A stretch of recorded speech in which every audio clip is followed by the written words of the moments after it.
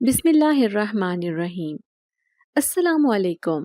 آج پھر سے میں نے وہی خواب دیکھا تھا جسے دیکھ کر میرا پورا وجود جیسے سن ہو کر رہ گیا تھا۔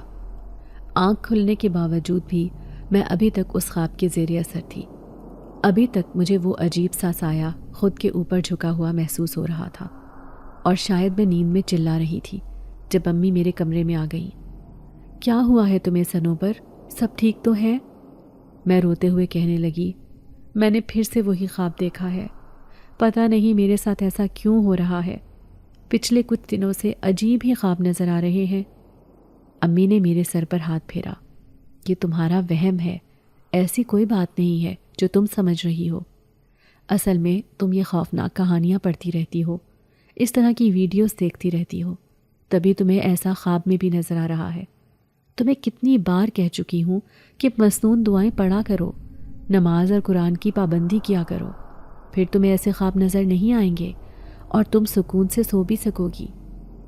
امی کی بات پر میں سر جھکا کر رہ گئی، اور اب میں نے جب مسنون دعاؤں کا اہتمام شروع کیا تو امی کی بات بالکل صحیح ثابت ہوئی تھی۔ اس کے بعد مجھے کوئی خوفناک خواب نظر نہیں آیا تھا، مگر جب بھی میں اپنے لیے دعاؤں کا حصار نہ کرتی تو میرے ساتھ کچھ نہ کچھ ہو جاتا تھا، کوئی نہ کوئی مسئلہ میرے ساتھ ہو ہی جاتا تھا۔ میں اپنے رزلٹ کا انتظار کر رہی تھی۔ جب میرا رزلٹ آ جائے گا تو پھر میں آگے CSS کا امتحان دوں گی۔ یہ بات پورا خاندان جانتا تھا۔ سب لوگوں کو پتہ تھا کہ میں پڑھ لکھ کر افسر بننا چاہتی ہوں، اپنی زندگی بدل دینا چاہتی ہوں۔ میں مڈل کلاس خاندان سے تعلق رکھتی ہوں۔ مجھے لڑکیوں کا دوسروں کا محتاج ہو کر رہنا اچھا نہیں لگتا۔ ایسا نہیں تھا کہ میں شادی کے خلاف تھی، یا میں یہ سمجھتی تھی کہ عورت کو گھر کے کام کاج نہیں کرنا چاہیے۔ ایسا نہیں تھا۔ میں بس یہ چاہتی تھی کہ عورت کو خود مختار ہونا چاہیے، اور زندگی میں مردوں کے ساتھ ساتھ عورت کا بھی کامیابی پر، خوشی پر اتنا ہی حق ہے۔ میں اپنے خیالات کا برملا سب لوگوں سے اظہار بھی کرتی رہتی۔ اب سب لوگ ہی مجھ سے میرے رزلٹ کے بارے میں پوچھ رہے تھے۔ سبھی جانتے تھے کہ میرا فیوچر برائٹ ہے۔ میں نے BS انٹرنیشنل ریلیشن شپ میں کیا تھا۔ مجھے بہت اچھی جاب مل سکتی ہے، مگر اب میرا ارادہ بدل گیا تھا۔ میں چاہتی تھی کہ میں CSS کروں اور ڈائریکٹ افسر بھرتی ہو جاؤں۔ یہ میرے بچپن کی خواہش تھی، مگر اب میرے ساتھ کچھ عجیب ہی ہو رہا تھا۔ ہر وقت میرے سر میں درد رہنے لگا، طبیعت پر عجیب سا بوجھل پن رہتا، نہ مجھے کچھ اچھا لگتا تھا، نہ میرا کسی سے بات کرنے کا دل کرتا تھا۔ چڑچڑا پن جیسے میری طبیعت کا خاصہ بنتا جا رہا تھا۔ بہت زیادہ میں پریشان رہنے لگی، چھوٹی چھوٹی بات پر لڑائی جھگڑا کرنے لگی۔ مجھے گھر میں عجیب سی حرکتیں محسوس ہوتی۔ مجھے ایسا لگتا جیسے گھر میں میرے امی اور ابو کے علاوہ کوئی اور بھی ہے جو اس گھر میں رہ رہا ہے۔ میرا چھوٹا بھائی تو ہاسٹل میں رہ رہا تھا، ہفتے میں ایک آدھ بار ہی وہ گھر پہ آتا تھا، مگر کبھی مجھے اس کی آواز سنائی دیتی تو کبھی ایسا لگتا جیسے کہ وہ ابھی کسی کمرے میں گیا ہو۔ جب ان باتوں کو امی سے ذکر کرتی تو وہ مجھے کہتی کہ یہ تمہارا وہم ہے، تم کچھ دن کے لیے گاؤں سے ہو آؤ، تمہاری آب و ہوا بدل جائے گی تو سب ٹھیک ہو جائے گا۔ ہمیشہ سے میری یہی روٹین تھی۔ چھٹیوں میں میں نانی کے گھر ضرور جاتی، وہاں پر جا کر میری طبیعت بحال ہو جاتی تھی۔ نانی، ماموں، مامی سب لوگ بھی مجھ سے بہت پیار کرتے تھے۔ ماموں کے دونوں بچے مجھ سے بہت متاثر تھے۔ وہ دونوں پڑھائی میں اچھے نہیں تھے۔ ان کی بیٹی نے FA کیا تو انہوں نے اس کی شادی کر دی، اور بیٹا محض BA ہی کر سکا تھا، اور کسی دفتر میں وہ کلرک کی نوکری کر رہا تھا۔ میں اکثر اسے کہتی کہ تم نے اپنے لیے کیا سوچا ہے؟ کیا تم ساری زندگی ایسے ہی گزارو گے؟ تمہیں آگے بڑھنا چاہیے، تمہیں آگے پڑھنا چاہیے، کوئی ہنر سیکھنا چاہیے۔ جب تک انسان کے پاس پیسہ نہ ہو اس کی زندگی اچھے سے نہیں گزر سکتی۔ مگر وہ ہمیشہ میری باتوں کو ایک کان سے سن کر دوسرے کان سے نکال دیا کرتا تھا۔ وہ بہت ہی زیادہ لاپرواہ انسان تھا، اور مجھے اس کی لاپرواہی پر بہت ہی زیادہ تاؤ آتا تھا، مگر میں اسے ایک حد تک ہی سمجھا سکتی تھی، اور یوں بھی میں کسی کی زندگی میں دخل اندازی بھی نہیں کرتی تھی۔ مگر اب میری طبیعت اتنی بے چین تھی کہ میرا گاؤں میں جانے کا بھی دل نہیں کر رہا تھا۔ میں امی سے کہنے لگی کہ مجھے کہیں نہیں جانا، بس میں اکیلے گھر میں رہنا چاہتی ہوں۔ حالانکہ میں ایسی تو نہیں تھی جیسی اب ہو گئی تھی۔ اب میرا کپڑے بدلنے کا بھی دل نہیں کرتا تھا، بال بھی میرے الجھے الجھے رہتے تھے، جبکہ میں تو نفاست پسند مشہور تھی۔ پھر اب مجھے کیا ہو گیا تھا؟ اس دن نانو کی کال آئی، اور امی نے جب انہیں میرے بارے میں بتایا کہ میں بہت ڈپریسڈ رہنے لگی ہوں پتہ نہیں مجھے کیا ہوا ہے، کیوں میں ایسی ہو گئی ہوں۔ تب نانو نے خود مجھے دعوت دی کہ میں ان سے ملنے کے لیے آؤں۔ امی ابو بھی ان سے ملنے جا رہے تھے اور مجبوراً میں بھی ان کے ساتھ چل پڑی۔ مگر جب میں اس حویلی میں داخل ہوئی تو میرا بہت دل گھبرانے لگا تھا۔ دل چاہنے لگا تھا کہ میں یہاں سے دور بھاگ جاؤں۔ نانی کا پیار اور مامی کی محبت دیکھ کر بھی میرا وہاں پر رکنے کو دل نہیں کر رہا تھا، مگر پھر رات تک میرا ارادہ بدل گیا تھا۔ اب میرا دل کر رہا تھا کہ میں ہمیشہ کے لیے یہیں پر رہ جاؤں۔ اب میں واپس جانے پر تیار نہیں تھی۔ امی سے میں نے کہا کہ میں کچھ دن یہاں پر رہنا چاہتی ہوں۔ امی تو حیران ہی رہ گئی۔ تم تو اپنے کپڑے بھی نہیں لے کر آئی اور نہ ہی ضرورت کا باقی سامان، تم تو رہنے کے لیے تیار ہی نہیں تھی، اب کیا ہوا ہے؟ میں نے امی سے کہا کہ بس اب میرا دل چاہ رہا ہے کہ میں نانو کے پاس رکوں۔ نانو بھی مسکراتے ہوئے کہنے لگی کہ اگر میری بیٹی میرے پاس رکنا چاہتی ہے تو تمہیں اس بات پر کیا اعتراض ہے؟ اگلے دن پھر ماموں کا بیٹا اسد گھر میں جا کر میری ضرورت کی ساری چیزیں لے کر آ گیا تھا۔ اب میں یہاں پہ بہت مطمئن اور بہت سرشار تھی۔ گاؤں میں سارے رشتہ دار گھر کے آس پاس ہی رہتے تھے، سب لوگوں کا ایک دوسرے کے گھروں میں آنا جانا تھا۔ میں ہمیشہ کی طرح اپنی کزن کے ساتھ گاؤں میں سیر کرنے کے لیے جاتی رہتی تھی اور مجھے یہ سب بہت اچھا لگتا تھا۔ گاؤں میں آ کر میری روٹین ہی بدل گئی تھی، میری نماز بھی جیسے چھوٹ ہی گئی تھی اور مسنون دعاؤں کا اہتمام بھی نہیں کرتی تھی۔ اسی کے ساتھ پھر سے میری طبیعت پر عجیب سی بے چینی طاری ہونے لگتی۔ ہر وقت کندھوں پر مجھے بوجھ سا محسوس ہوتا، سر بھی بھاری بھاری سا رہتا تھا۔ نانو سے ذکر کرتی تو وہ کہتی کہ آؤ میرے پاس، میں تمہارے سر میں تیل کی مالش کر دوں، تمہاری طبیعت ٹھیک ہو جائے گی۔ اس دن میں بے چینی سے اپنے کمرے میں ٹہل رہی تھی۔ پتہ نہیں کیا ہو رہا تھا مجھے، میرا دل بہت گھبرا رہا تھا۔ میں کمرے سے نکل کر باہر آ گئی تو میں نے دیکھا کہ مامی صحن کے بیچوں بیچ ایک ٹانگ پر کھڑی تھی۔ انہوں نے اپنے ہاتھ عجیب سے انداز میں آسمان کی طرف اٹھائے ہوئے تھے اور عجیب سی زبان میں کچھ پڑھ رہی تھی۔ مجھے بہت بہت ڈر لگا انہیں دیکھ کر۔ مامی یہ کیا کر رہی ہیں آپ؟ میرا یہ کہنا ہی تھا کہ وہ بری طرح سے گھبرا گئی، فوراً سے میری طرف پلٹی۔ ان کے چہرے کا رنگ بدل گیا تھا، کہنے لگیں کہ کچھ بھی نہیں، میں بس ہوا کھانے کے لیے باہر آئی تھی۔ اور میں یہ سوچ میں پڑ گئی تھی کہ یہ ہوا کھانے کا کون سا طریقہ ہے، مگر ہمیشہ کی طرح میں نے ان سے اس بات پر بحث نہیں کی تھی اور پھر تھوڑی دیر صحن میں وقت گزار کر میں اپنے کمرے میں واپس آ گئی تھی۔ ہوا خوری سے میری طبیعت پہلے سے بہت بہتر ہو گئی تھی اور اب تو میرا رزلٹ بھی آ گیا تھا۔ میں نے ہمیشہ کی طرح اپنے اس سیمیسٹر میں بھی ٹاپ کیا تھا۔ امی ابو بہت خوش تھے۔ جب وہ مجھے لینے کے لیے آئے تو میری بات سن کر حیران رہ گئے۔ میں نے ان کے ساتھ جانے سے انکار کر دیا تھا اور میں ایسا کیوں کر رہی تھی یہ میں خود بھی نہیں جانتی تھی۔ میں چاہتی تھی کہ میں یہاں پر ہمیشہ کے لیے رک جاؤں۔ امی کہنے لگیں کہ تم نے آگے ایڈمیشن لینا ہے، اکیڈمی میں جانا تھا، چند دن ہی رہ گئے ہیں ایڈمیشن میں، اب کیا ہو گیا ہے تمہیں؟ کہاں تو تم یہاں پر آنے کے لیے تیار ہی نہیں تھی اور کہاں اب تم یہاں سے جانے پر رضامند نہیں ہو؟ تمہیں ہوا کیا ہے صنوبر؟ اور میں انہیں کیا بتاتی، میں تو خود نہیں سمجھ پا رہی تھی کہ مجھے کیا ہوا ہے۔ میری آنکھوں سے آنسو بہہ رہے تھے اور مجھے ایسے لگ رہا تھا کہ جیسے میں جانا تو چاہ رہی ہوں امی کے ساتھ، مگر نہ جانے کون سی طاقت تھی جو مجھے روک رہی تھی۔ امی ابو میری حالت دیکھ کر پریشان ہو گئے تھے اور پھر امی مجھے زبردستی اپنے ساتھ لے گئی۔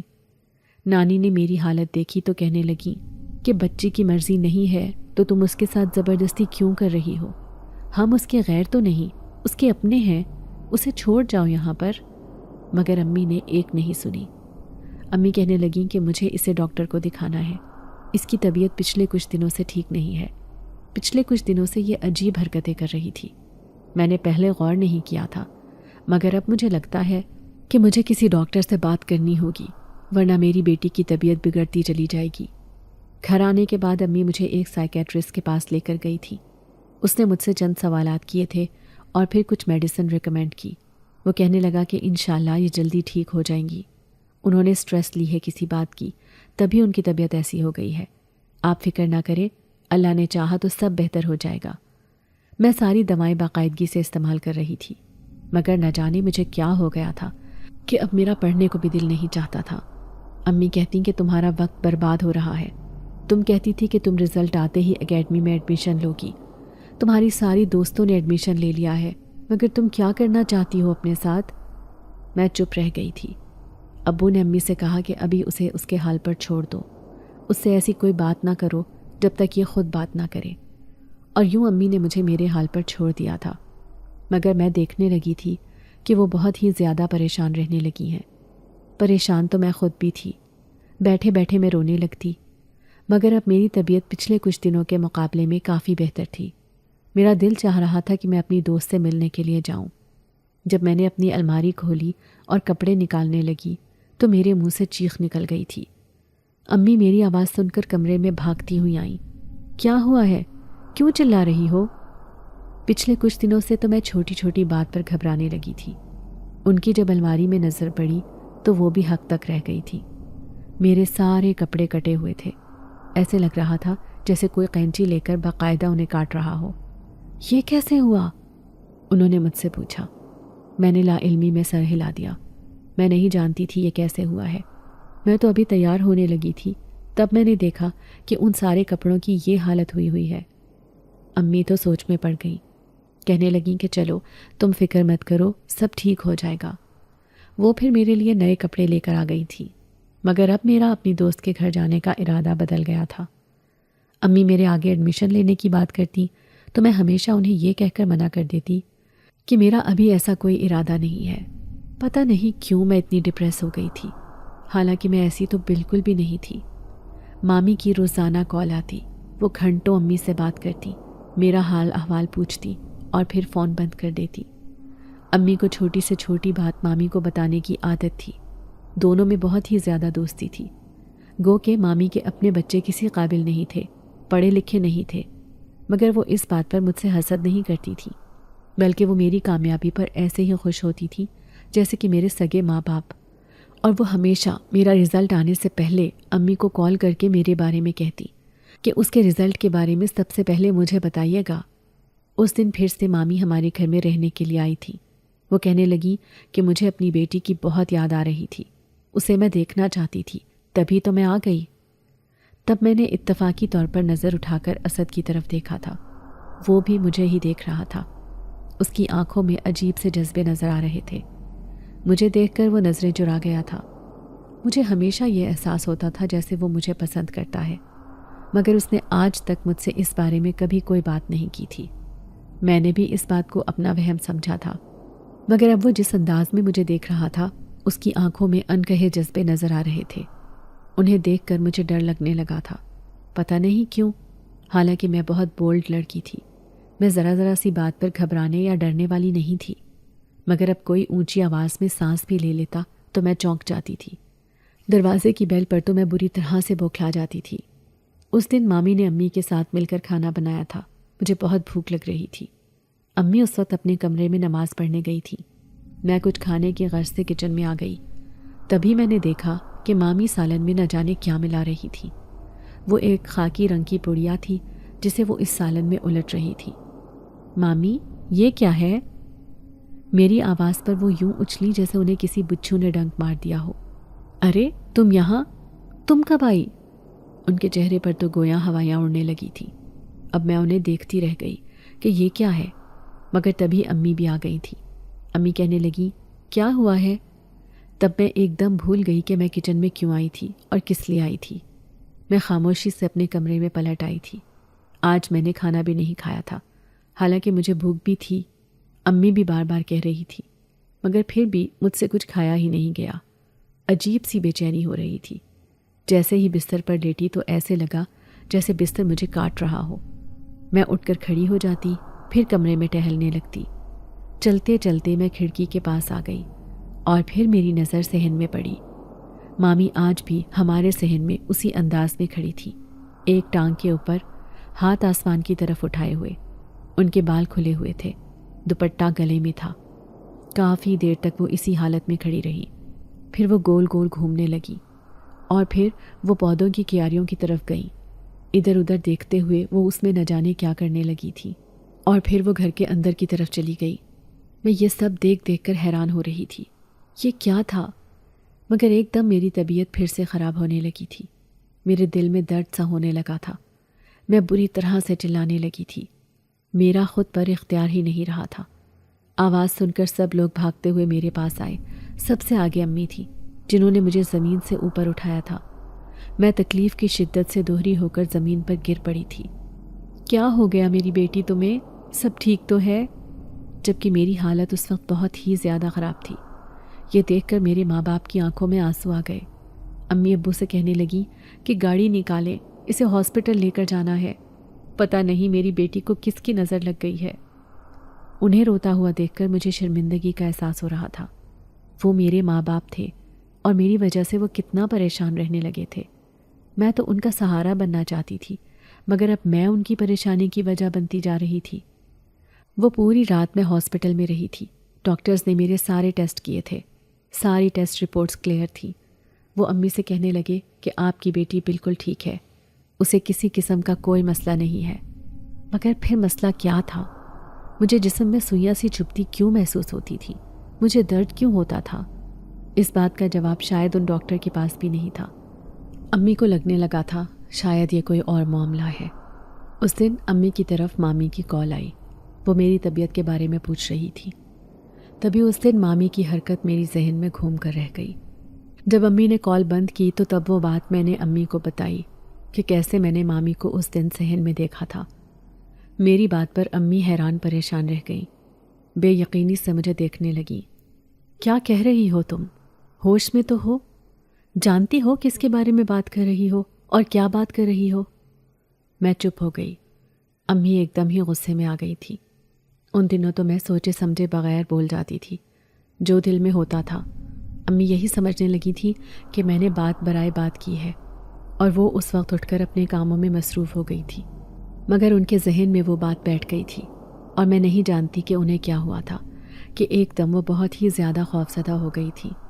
پھر ابو سے کہنے لگی کہ میں نہیں جانتی تھی کہ اپنے رشتہ دار خونی ہو کر بھی ایسا کر سکتے ہیں۔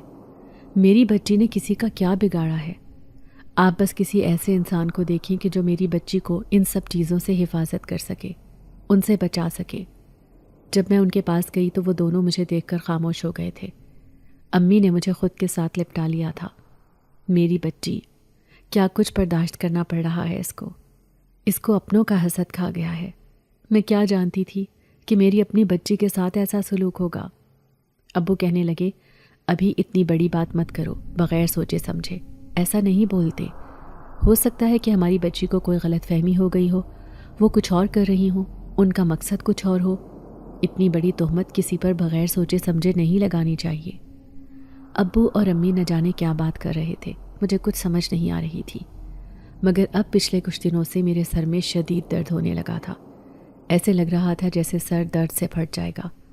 اس دن امی صبح سویرے ابو کے ساتھ گھر سے باہر گئیں۔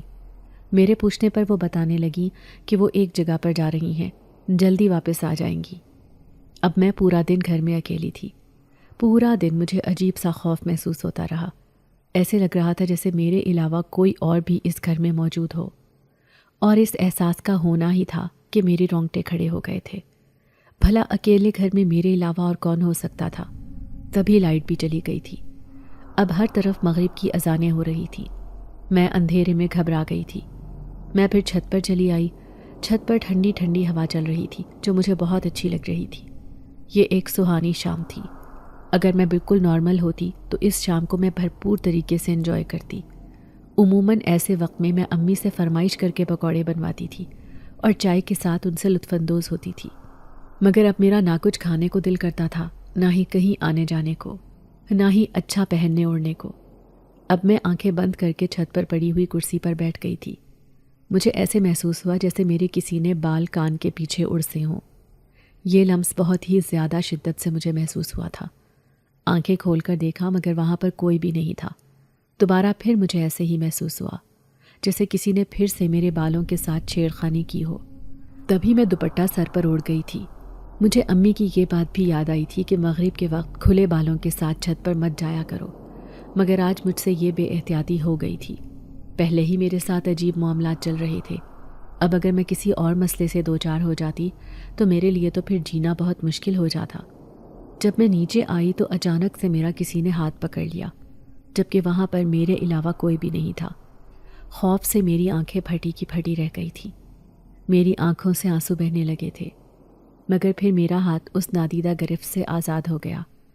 میرے کانوں میں یہ سرگوشی سنائی دی کہ میں تم سے پیار کرتا ہوں، ہمیشہ تمہارے ساتھ رہوں گا۔ اس آواز کا سننا ہی تھا کہ میں اپنے حواسوں پر قابو نہیں رکھ پائی تھی۔ تیورا کر میں زمین پر گر پڑی تھی۔ جب مجھے ہوش آیا تو میں اپنے کمرے میں تھی۔ امی ابو میرے پاس ہی بیٹھے ہوئے تھے۔ امی نے ہاتھ میں تسبیح لی ہوئی تھی، سر پر سفید رنگ کا دوپٹہ اڑا ہوا تھا۔ وہ کچھ پڑھ کر مجھ پر پھونک رہی تھی۔ جب میں اٹھ کر بیٹھی تو مجھے گزرے ہوئے واقعات پھر سے یاد آنے لگے تھے۔ میری آنکھوں سے آنسو بہنے لگے تھے۔ میں امی کے ساتھ لپٹ گئی، کہنے لگی کہ امی، میرے ساتھ ایسا کیوں ہو رہا ہے؟ آپ نہیں جانتی کہ آج میرے ساتھ کیا ہوا ہے۔ مجھے بہت زیادہ ڈر لگ رہا ہے امی، میں مر جاؤں گی، آپ مجھے بچا لیں، کوئی ہے جو مجھے جان سے مار دے گا۔ امی نے مجھے خود کے ساتھ لپٹا لیا، کہنے لگیں کہ فکر مت کرو، میں تمہیں کچھ بھی نہیں ہونے دوں گی، بلکہ جو تمہارے ساتھ برا کر رہا ہے وہ خود اپنی آگ میں جل کر مر جائے گا۔ آج جو کچھ ہوا تھا وہ بہت انوکھا تھا، اس قدر عجیب احساس کہ میں ابھی تک اس کے بارے میں سوچتی رہ گئی تھی۔ امی سے میں نے پوچھا کہ وہ کہاں پر گئی تھی۔ وہ بتانے لگی کہ ابو کے ایک دوست نے ایک شاہ صاحب کے بارے میں بتایا تھا جو روحانی امراض کا علاج کرنے میں ماہر ہیں۔ ہم اتنی دور سے ان سے ملنے کے لیے گئے تھے۔ وہ جگہ یہاں سے بہت دور ہے، تبھی تو ہمیں واپس آتے ہوئے اتنی دیر ہو گئی۔ مگر مسئلہ یہ ہے کہ اتنا لمبا سفر کرنے کے باوجود بھی ہمیں کوئی فائدہ نہیں ہوا، کیونکہ وہ اپنے حجرے میں ہی نہیں تھے۔ وہ اپنے ایک مریض کو دیکھنے کے لیے گئے ہوئے تھے۔ ان کے گھر والوں نے بتایا ہے کہ وہ 2 دن کے بعد واپس آئیں گے، اور ہم 2 دن کے لیے وہاں پر نہیں رک سکتے تھے۔ مجھے تو تمہارا خیال بھی تھا کہ اگر ہم لوگ وہاں پر رک گئے تو تم گھر میں اکیلی رہ جاؤ گی، تب تم کیا کرو گی؟ ہم تمہیں کچھ بتا کر بھی نہیں گئے تھے، اور وہاں پر نیٹ ورک کا بھی مسئلہ تھا۔ لیکن کوئی بات نہیں بیٹا، ہم 2 دن کے بعد دوبارہ چلے جائیں گے۔ اپنی اولاد کے لیے یہ سب تو کرنا ہی پڑے گا۔ رات کو جب میں سونے کے لیے لیٹ گئی تو تھوڑی دیر کے بعد امی بھی کمرے میں آ گئیں۔ ان کے ہاتھ میں دودھ کا گلاس تھا۔ وہ کہنے لگیں کہ یہ دودھ پی لو، تمہارے لیے اچھا ہے۔ اس میں سے عجیب سی خوشبو آ رہی تھی۔ میں نے حیران ہو کر امی کی طرف دیکھا۔ آپ جانتی ہیں کہ میں دودھ نہیں پیتی، مجھے اچھا نہیں لگتا، تو پھر اب کی بار وہ ضد کرنے لگی تھی۔ یہ میں تمہارے لیے لے کر آئی ہوں، پی لو، تمہاری طبیعت ٹھیک ہو جائے گی۔ اور پھر جیسے ہی میں نے اس کا ایک گھونٹ بھرا تو مجھے بہت عجیب سا احساس ہوا تھا۔ اس کا ذائقہ بہت منفرد تھا۔ جو اس میں سے خوشبو آ رہی تھی وہ بہت کمال کی تھی۔ دودھ نیم گرم تھا۔ میں ایک ہی سانس میں پورا گلاس خالی کر گئی تھی۔ امی مجھے مسکرا کر دیکھنے لگیں۔ اور چاہیے تمہیں؟ تب میں نے ان سے کہا کہ آج نہیں، کل۔ اب مجھے اپنی طبیعت میں عجیب سی تبدیلی کا بھی احساس ہو رہا تھا۔ امی چلی گئیں اور میں پھر سو گئی۔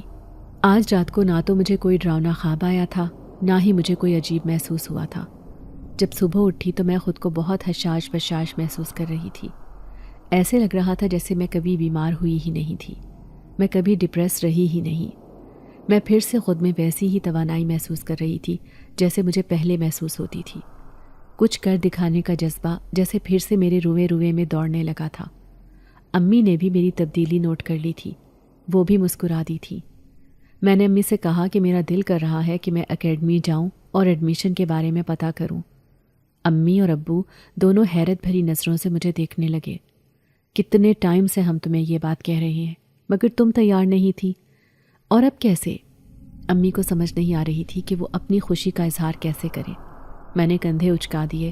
میں کہنے لگی کہ میں خود نہیں جانتی کہ مجھ میں یہ تبدیلی کیسے آئی ہے، مگر آج میں خود کو ویسا ہی محسوس کر رہی ہوں جیسی میں پہلے ہوتی تھی، اور یہ آپ جانتی ہیں یہ کمال رات کے بعد سے ہوا ہے۔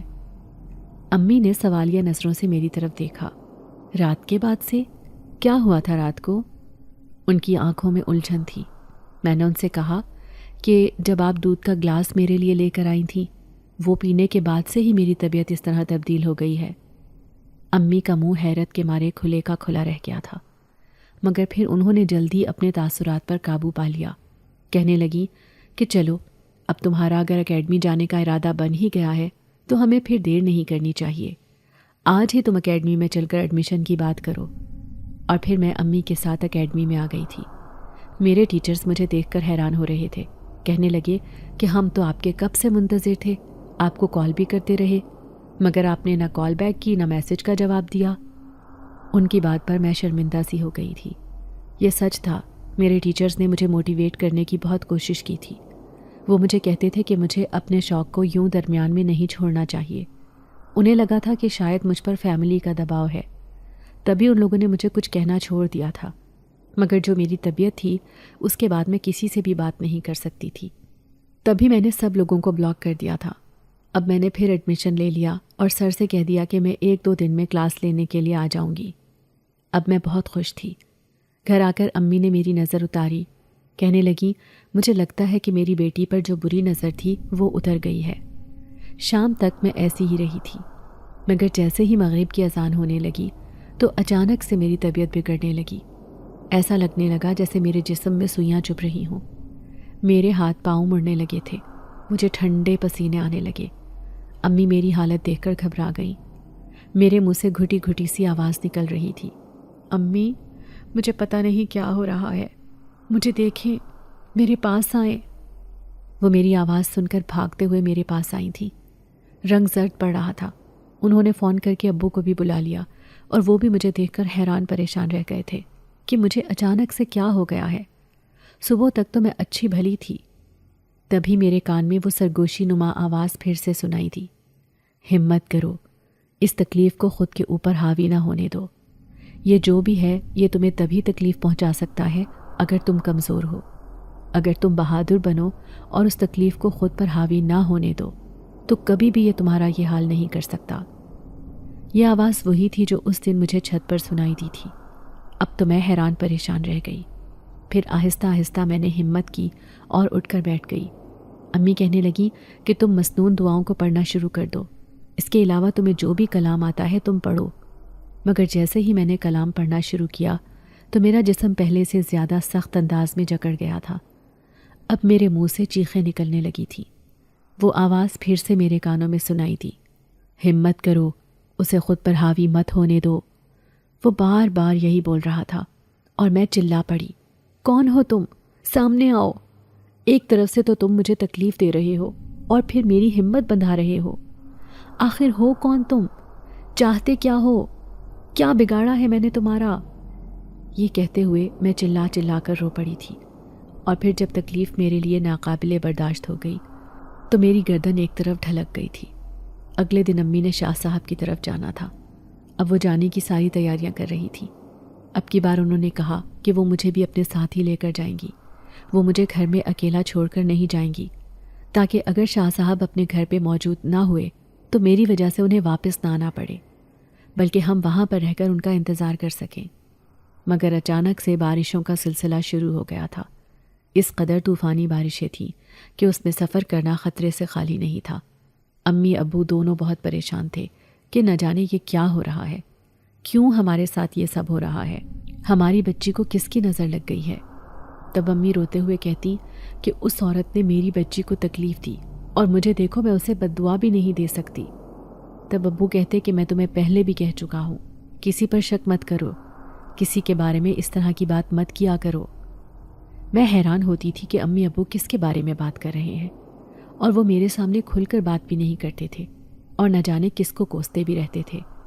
امی سے پوچھتی تو ابو کہتے کہ یہ پاگل ہو گئی ہے، اس کو چھوڑو۔ امی نے اب مجھے اپنے ساتھ سلانا شروع کر دیا تھا۔ وہ بہت ہی زیادہ گھبرا گئی تھی کہ کہیں مجھے کچھ ہو نہ جائے۔ شاہ صاحب آج بھی گھر پر نہیں تھے۔ ان کے گھر والے کہنے لگے کہ آپ لوگ ایک رات کے لیے یہیں پر رک جائیں، کیونکہ شاہ صاحب کل واپس آ جائیں گے۔ پچھلی بار بھی جب آپ لوگ چلے گئے تو شاہ صاحب نے کہا کہ ہم آپ کو روک لیتے اگر آپ کا سنگین مسئلہ تھا تو، اور اب کی بار آپ شاہ صاحب کا انتظار کر لیں، ہو سکتا ہے کہ اس کے بعد پھر آپ کو آنا نہ پڑے، آپ کا مسئلہ حل ہو جائے۔ ہم ان کی حویلی میں ہی رکے تھے۔ اس حویلی میں آ کر مجھے عجیب سا سکون محسوس ہوا تھا۔ میرے سارے دکھ درد جیسے ختم ہو گئے تھے۔ مجھے بالکل ٹھیک ٹھاک صحت مند حالت میں دیکھ کر امی ابو بھی مطمئن ہو گئے تھے، اور پھر ہمیں ایک کمرہ رہنے کے لیے دے دیا گیا تھا۔ شاہ صاحب کی بیوی کہنے لگی، اس حویلی میں کوئی خطرہ نہیں ہے آپ کو، کیونکہ اس حویلی میں شاہ صاحب نے حصار قائم کیا ہوا ہے، آپ کی بچی کو یہاں پر کوئی نقصان نہیں پہنچا سکتا۔ میں اب یہ سن کر مطمئن ہو گئی تھی، اور پھر شام کو میں امی سے اجازت لے کر کمرے سے باہر نکل آئی تھی۔ یہاں ایک چھوٹا سا باغیچہ بنا ہوا تھا جہاں پر نرم نرم گھاس تھی۔ میں اپنے جوتے اتار کر اس گھاس پر چہل قدمی کرنے لگی تھی۔ عجیب سی فرحت کا احساس ہو رہا تھا جب وہی مانوس آواز میرے کانوں سے ٹکرائی تھی۔ کیسا محسوس کر رہی ہوں یہاں پر آ کر؟ میں بری طرح سے بوکھلا گئی۔ یہ آواز کس کی تھی؟ کون تھا یہ اور میرا پیچھا کیوں نہیں چھوڑ رہا تھا؟ بی بی جی تو کہہ رہی تھی کہ یہاں پر کوئی بری چیز داخل نہیں ہو سکتی، تو پھر یہ کیا تھا؟ وہ جو بول رہا تھا مگر نظر نہیں آ رہا تھا اور مجھے تکلیف بھی پہنچاتا تھا۔ میرے چہرے کے تاثرات دیکھ کر اس کے ہنسنے کی آواز سنائی دی تھی۔ میں تمہارا دشمن نہیں ہوں اور نہ ہی تمہارے ساتھ جو ہوا ہے میں اس کا ذمہ دار ہوں، بلکہ میں تو بہت بعد میں تم سے ملا ہوں۔ اگر میں پہلے تم سے ملتا تو شاید تمہیں اتنی تکلیف برداشت نہ کرنے پڑتی۔ تبھی امی مجھے پکارنے لگی۔ میں بھاگتے ہوئے ان کے پاس گئی۔ میرے چہرے پر اڑی ہوائیاں دیکھ کر وہ کہنے لگی، کیا ہوا ہے؟ مگر میں نے امی سے یہ بات چھپا لی تھی۔ میں انہیں پریشان نہیں کرنا چاہتی تھی۔ نہ جانے کون تھا یہ اور مجھ سے کیا چاہتا تھا، اور وہ اس حویلی میں کیسے داخل ہوا تھا۔ اگلے دن شاہ صاحب بھی حویلی میں آ گئے تھے۔ ان سے ملنے والے بہت سے لوگ موجود تھے۔ سب کے اپنے اپنے مسئلے مسائل تھے، ہر کسی کی اپنی دکھ بھری کہانی تھی۔ شاہ صاحب تسلی سے ہر ایک کی بات کو سنتے اور پھر انہیں ان کے مسئلے کا حل بتاتے۔ اب جب ہم شاہ صاحب کے سامنے گئے تو شاہ صاحب نے مجھے غور سے دیکھا اور پھر اپنے سامنے بیٹھنے کا اشارہ کیا۔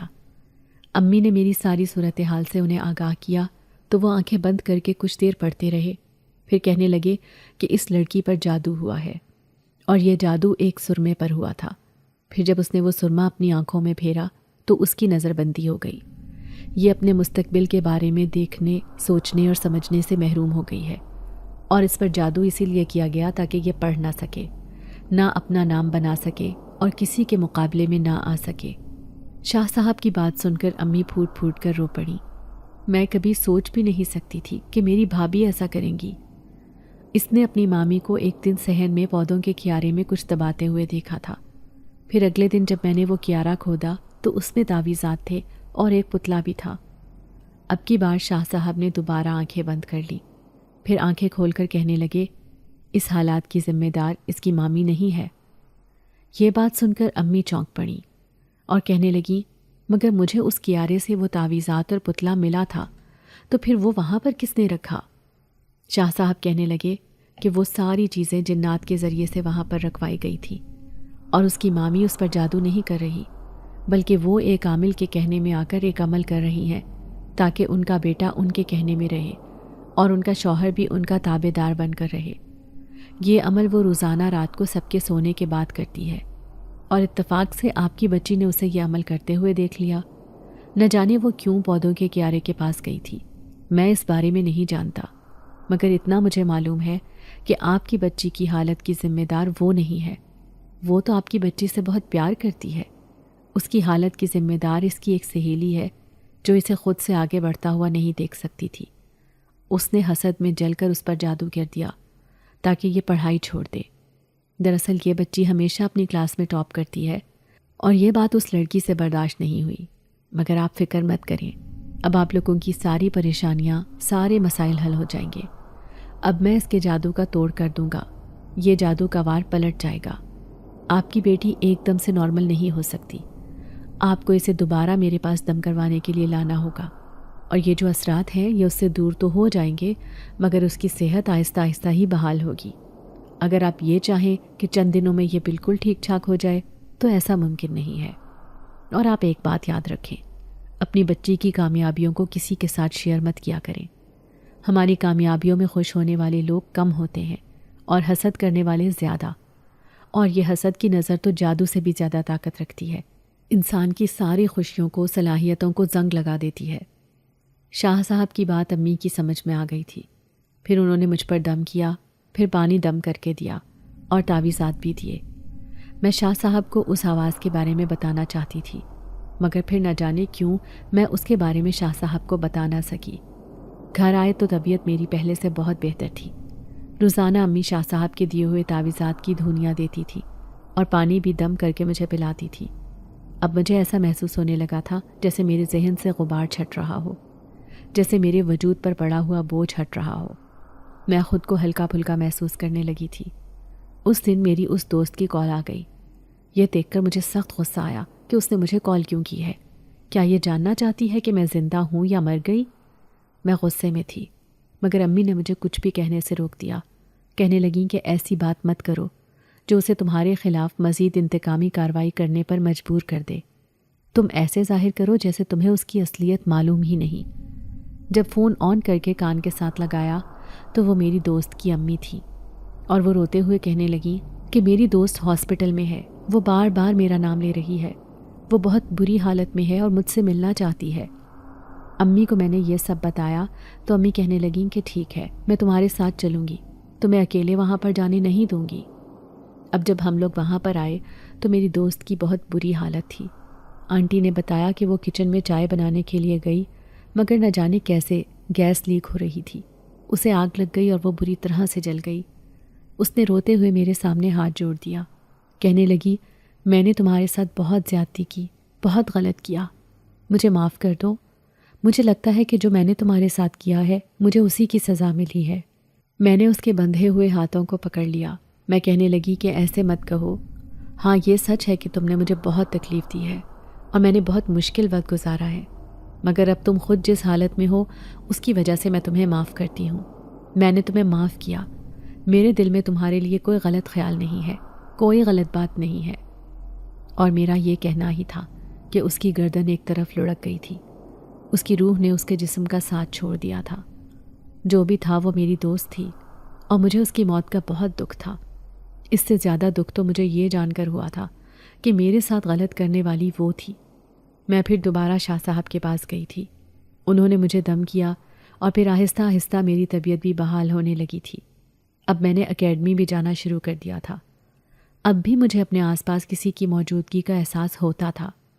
کبھی کبھی کوئی میرے کان میں سے سرگوشی کر کے گزر جاتا، کبھی کوئی میرے بالوں کو چھو کر، مگر اس احساس میں فرق تھا۔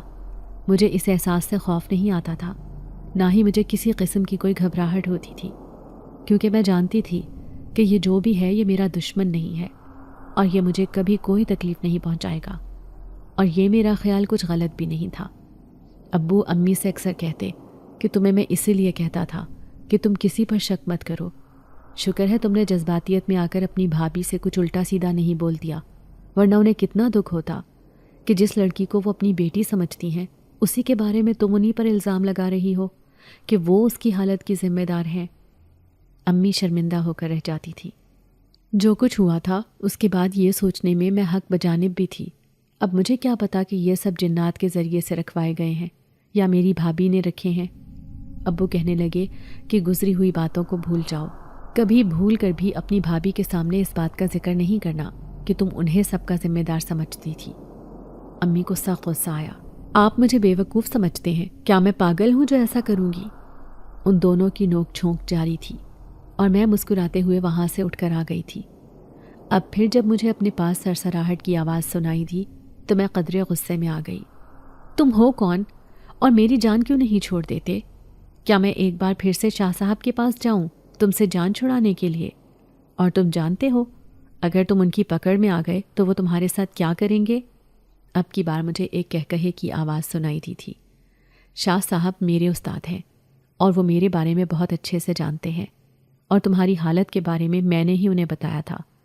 پھر میں نے ہی تمہارے امی ابو کو شاہ صاحب کی طرف جانے پر مائل کیا تھا۔ جانتی ہو تمہارے ابو کو شاہ صاحب کے بارے میں بتانے والا کون تھا؟ وہ میں تھا، جو ان کے سامنے ان کے دوست کے روپ میں گیا تھا، کیونکہ میں چاہتا تھا کہ تم بالکل ٹھیک ہو جاؤ، تمہاری ساری پریشانیاں اور تکلیفیں تم سے دور ہو جائیں، اور یہ کام کرنا میرے بس میں نہیں تھا۔ تبھی میں نے شاہ صاحب سے مدد لی، اور خدا کا شکر ہے کہ تم اب بالکل ٹھیک ہو۔ اس کی بات پر میں حیران رہ گئی تھی۔ مجھے یقین نہیں آ رہا تھا کہ جو وہ کہہ رہا ہے وہ سچ ہے۔ اور ایک بار پھر سے جب امی ابو شاہ صاحب کا شکریہ ادا کرنے وہاں پر گئے تو میں نے ان سے کہا کہ میں بھی آپ کے ساتھ چلوں گی۔ تب میں نے امی ابو سے آنکھ بچاتے ہوئے شاہ صاحب سے اس بات کا ذکر کیا تو وہ مسکرانے لگے، کہنے لگے کہ وہ میرا شاگرد ہے، مگر وہ بہت شریر ہے، ہر کسی کے ساتھ شرارتیں کرتا ہے، ہر کسی کو تنگ کرتا ہے، مگر مجھے اتنا یقین ہے کہ اس کی شرارتیں بے ضرر ہوں گی، وہ تمہیں کبھی کوئی نقصان نہیں پہنچائے گا۔ بات ان کی بھی ٹھیک تھی، اس نے مجھے کبھی کوئی نقصان نہیں پہنچایا تھا، بلکہ اس نے تو میری زندگی کا سب سے بڑا مسئلہ حل کر دیا تھا۔ اگر وہ میری زندگی میں نہ آتا تو نہ جانے کیا ہوتا۔ شاید میں اپنی دوست کی حسد کی آگ میں جل کر مر چکی ہوتی۔ اب میں CSS کر کے ایک بہت اچھی پوسٹ پر جاب کر رہی ہوں، اور جیسا میں نے سوچا تھا کہ میں اپنے خاندان کی تقدیر بدل دوں گی، اپنے ماں باپ کا نام روشن کر دوں گی، اور اب مجھے اپنے مقصد میں کامیابی حاصل ہو گئی تھی۔ سب لوگ مجھ پر فخر کرتے تھے، اور میرے لیے یہ بہت خوشی کا باعث تھی کہ میں خاندان کے لیے فخر تھی۔ اسد نے بھی مجھ سے بہت موٹیویشن لی تھی۔ اب وہ بھی آگے پڑھنے پر تیار ہو گیا تھا۔ امی نے جب مجھ سے اسد کے بارے میں ذکر کیا کہ مامی میرے ساتھ اس کی شادی کرنا چاہتی ہیں، تب میں امی کی بات سن کر سر جھکا کر کہنے لگی کہ مجھے اس رشتے پر کوئی اعتراض نہیں ہے، باقی آپ کی مرضی، جو آپ کو بہتر لگے۔ امی نے میرا ماتھا چوم لیا، کہنے لگی کہ مجھے تم سے یہی امید تھی، اور ان کی بات پر میں مسکرا دی تھی۔ اگر آپ کو آج کی ہماری کہانی پسند آئی ہے تو اسے لائک کیجیے اور اپنے پیاروں کے ساتھ شیئر کیجیے، اور ہاں، اگر آپ نے ابھی تک ہمارا چینل سبسکرائب نہیں کیا تو ضرور کیجیے۔ ملتے ہیں کل ایک نئی اور دلچسپ کہانی کے ساتھ، تب تک کے لیے اللہ حافظ۔